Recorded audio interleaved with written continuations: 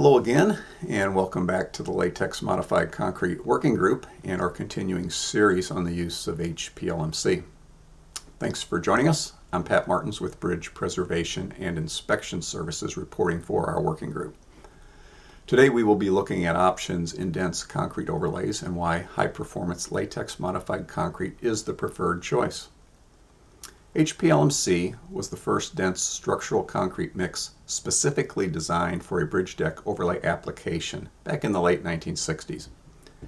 Dow Chemical Company exclusively designed this mix to serve as a long-term, thin-bonded wearing surface that can handle the harsh environments that bridge decks encounter. In the 1980s, states started to look at alternatives. That included microsilica concrete and low-slump concrete. Since then, states have continued to tinker with internal mix designs and developed formulations with increased cement contents, superplasticizers, and other nuances, all to replicate but never duplicating what HPLMC provides. In more recent years, the use of ultra-high performance concrete as an overlay has been used. For the sake of this topic, we will not include discussion of the UHPC mix as a viable alternate. These mixes are 10 times the cost of HPLMC, plus there is no track record on the longevity of a UHPC mix in a wearing surface application. Much of the development of alternative products often revolves around the cost and ability to ready mix a cheaper product. The important thing to keep in mind, though, is not the upfront cost, but how do these alternate mix designs compare with regard to their properties, performance, and life cycle costs. Also remember to figure in that HPLMC can be placed as thin as 1.5 inches and in some cases 1.25 inches, where other cementitious alternates are going to usually be greater than 2 inches. So the volume of material needed can be reduced with HPLMC. Some of these alternate products do match HPLMC in certain areas. For instance, all have lower water-cement ratios that help to reduce potential for shrinkage of the material. This means reduced stress at the bond interface and in the overlay in general. They all have ample compressive strength. In the case of microsilica, though, which can generate very high compressive strengths, this may be actually detrimental to the surface performance when looking to apply a thinner overlay. Higher strengths can mean higher stress development in the overlay during deflection. That may make a product such as microsilica more attractive for a thicker slab section, but not necessarily as a thin overlay application. Both HPLMC and microsilica concrete reduce permeability very well by blocking the pore structure, whereas other dense concrete designs do not have the same mechanism. HPLMC even continues to densify with age.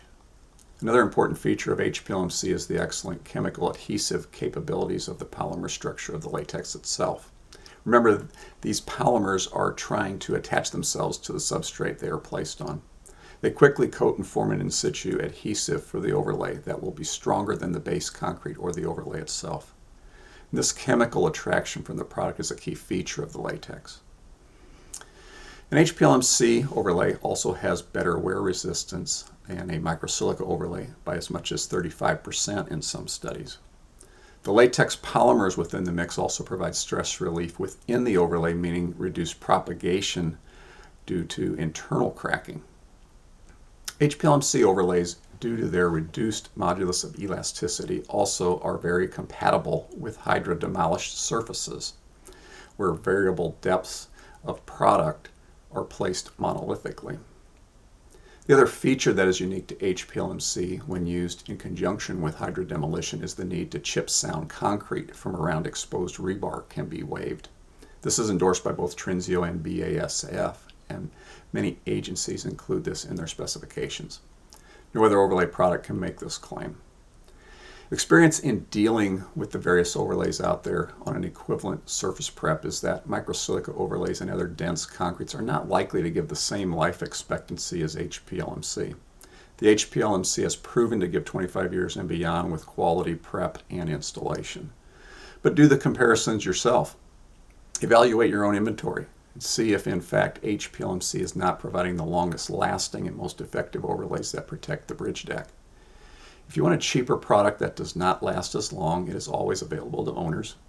The question, though, that you need to ask yourself is, if you're going to go through the time and expense to prepare a surface, install a protective overlay, and inconvenience traffic, why do you want to use a product that will not last as long in order to save a few dollars in the short term? Maybe the most important factor to consider in evaluating HPLMC is this: it has withstood the test of time for over 50 years and still continues to outperform other materials as an overlay. Tens of thousands of HPLMC installations have been applied to bridge decks across the country through the years, and they continue to outperform alternate technologies. Do the cost-benefit analysis based on the projected life expectancy of the overlay, and you will see that HPLMC is the best value for the dollar spent. That wraps up our discussion for today. I hope that you found this information to be helpful, and that as you look at designing deck overlays, you'll remember that HPLMC is the product of choice to give the longest lasting and most effective long-term concrete overlay for a bridge deck. Join us next week as we're going to wrap up and summarize the highlights from the previous videos in this series. As always, drop us a line at lmcwg@bridgepreservation.net if you have a question for our working group. Follow us on the LMC Working Group's social media sites as well. Hey, let's continue to extend the life of our bridge decks by preserving them with HPLMC overlays. See you next time.